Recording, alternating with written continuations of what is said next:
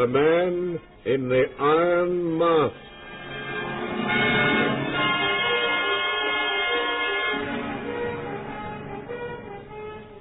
Suggested from the thrilling version by Alexandre Dumas and written specially for radio by Eric Scott.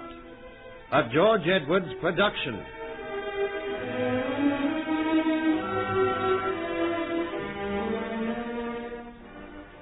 There is no subject more shrouded in mystery, and at the same time more generally discussed in Europe, than the strange case of the Man in the Iron Mask, who lived and died in the 18th century. Everybody knew he was an exalted person, and in spite of his activities, he was paid all the respect and homage due to one of high rank. Yet nobody knew his name nor saw him, all because of a forbidding steel mask which locked his face from the world. What was the career which this man exchanged for a life of silence and seclusion? Was it the dissolute life of a courtier, the intrigues of a diplomat, the scaffold of a state criminal, or the renown of some warrior? What had he given up? Was it love? Was it glory? Or was it a throne? History tells us he was placed in the dark arches of the prison of Pignerol and Exilius. The Bastille also hid him, and eventually he was transported to the island Sainte Marguerite, as it was known in those days. A charming island of sandy beaches, wooded groves, marred only by a grim fortress rising high on forbidding brown rocks. Time and death can perhaps erase the pain and suffering which might have been in the life of this mysterious masked man. But time has not effaced the lovely island itself. For now, on a beautiful morning in this present day, we see a small motor yacht idling on sunlit waters off the coast of France quite near this island. Manila cane chairs littered with gaily colored cushions are to be seen on the aft deck, and there are 2 red and green sun umbrellas, drinks on a small cane table, and a coil of cigarette smoke rising heavenwards, which betokens the most calm of days. The smoke comes from the cigarette of a good-looking man in his middle 30s. He is in the act of gently waking a pretty girl who sleeps in the long chair beside him. Louise? Louise, wake up. Look, Lane's in sight. Oh, Michael, what a charming-looking island. There's a nice white beach. Wonderful, we can swim. Anyhow, I'll ask Bowling all about it. Are you happy, darling? Happy? Oh, Michael, when you suggested a honeymoon on your yacht, I never dreamt it would be as wonderful as this. Darling, I'd like this to go on for hundreds of years. Hundreds of years is a long time. Yes. Incidentally, there's something on that island which seems to be very old. It looks like a castle, unless the rocks are playing tricks with my imagination. It's built high up. I can't see. No, but use these binoculars. Oh. Ah, Captain Bowling. I was going forward to have a talk with you. Land's in sight. Yes. Louise and I thought we might swim. There seems to be a beach. Michael, that is a castle.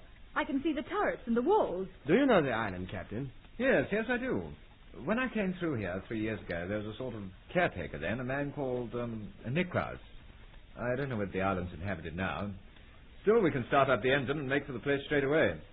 Oh, incidentally, that's where the Man in the Iron Mask spent his last days. The Man in the Iron Mask? Yes, you know about him.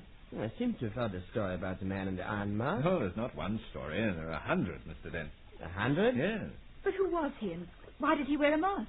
It certainly wasn't his own choice. Apparently, this man was forced to wear a mask and was imprisoned on that island for many years. This old fellow Niklaus can tell you more than I can, really. But whoever he was, his name was kept secret and his face hidden from everybody. Oh, how weird. He was probably a well-known political prisoner. Yes, that is a popular theory. But some go even further than that. Some say that he was the son of Anne of Austria.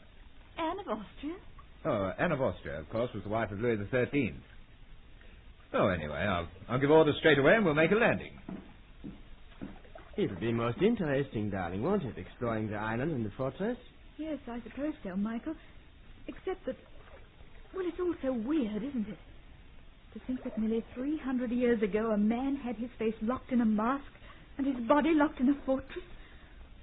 Oh, it makes me a little frightened. Frightened? But, darling, that was nearly 300 years ago. Yes, ghosts of the past, I suppose. But still, people may die and be buried, but Some say their thoughts still remain alive. Their hates, their loves, their torments, and their souls, as it were. Did you know that spiritualists believe that a tormented soul often revisits the scene of its torment?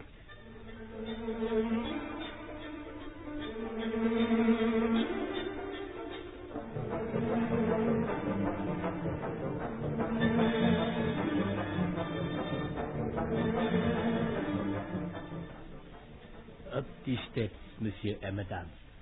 As you can see, well-worn steps. They were on the tear of centuries. I think the fortress is in remarkably good condition, Monsieur Nicolas. Oh, up here on the heights, yes. But down below, the dungeons, you would not believe. Water rats the size of young dogs, and ooze and slime where 100 living things crawl. Up these stairs, though, and along this passage, the rooms in which the prisoners were locked are, yes, the repair is good, because here was the best workmanship, the strongest bolts, and the strongest bars. Here is a very special room which I will show you. It's all very interesting, isn't it, darling? This place is over 300 years old. Yes, I suppose it is interesting. What's the matter? Oh, the place depresses me, Michael. There's something about it. Will you go this way, monsieur?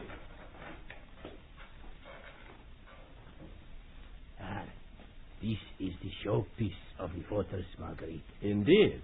You have heard of the man in the iron mask. We've been talking of nothing else on the yacht. Well, this is where he lived, these 2 rooms. High up on the cliff. The barred windows looking down into that foaming cauldron below. Look, monsieur.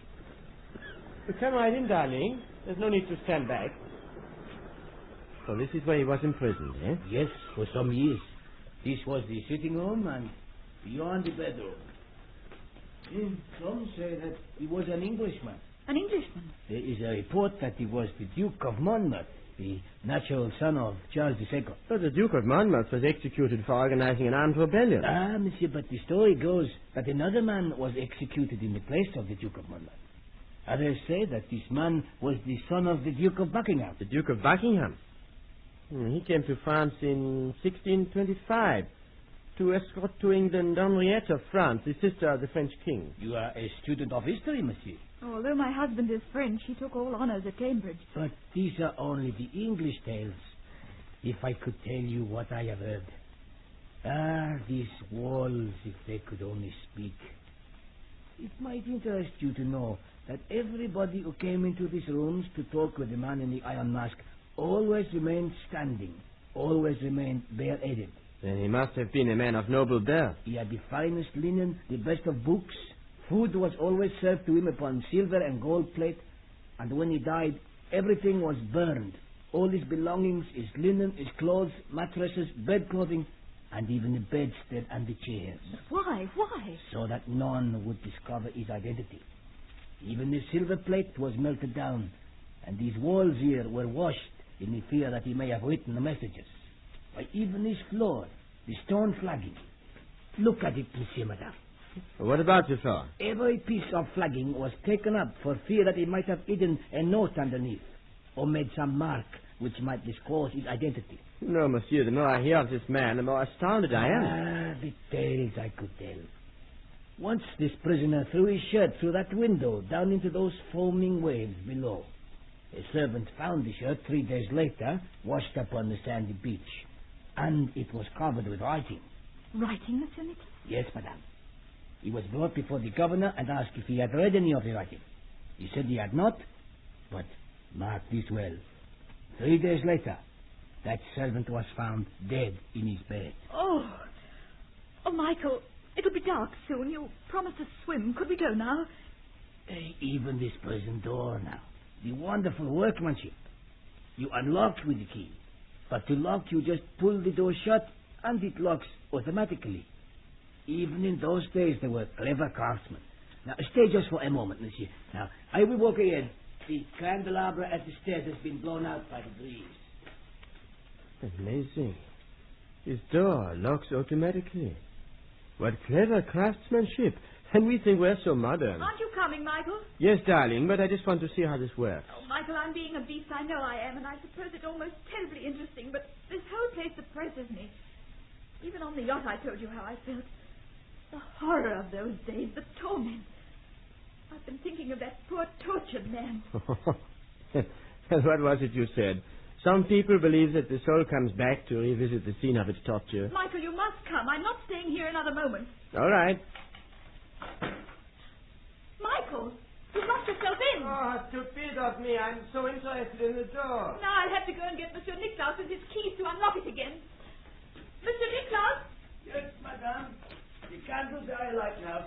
It is a dark furnace, he said. Oh, Monsieur Niklaus, my husband. He was so interested in that contraption, the door that locks automatically, and now he's locked himself in. Will you come back and unlock the door, please? But certainly, madame. You are not pleased with the island. Oh, the island's very pretty, but this place is so gloomy. And no wonder.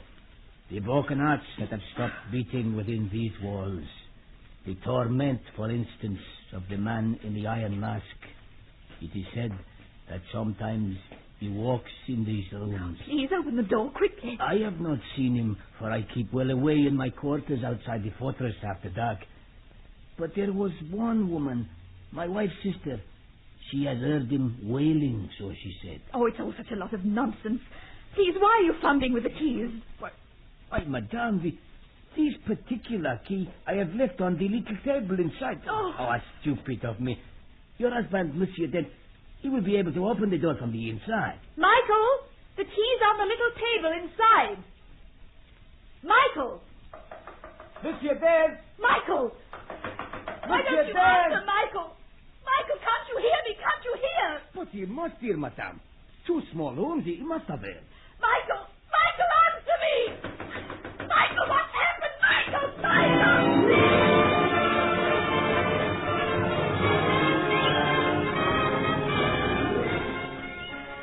What has happened behind the locked door of this grim old fortress? Louise's fear now becomes a most awful panic as she beats her fists against the great oak door. And panic becomes a frenzy as her repeated cries bring nothing but complete silence from the other side. Make sure you hear the next exciting chapter of The Man in the Iron Mask.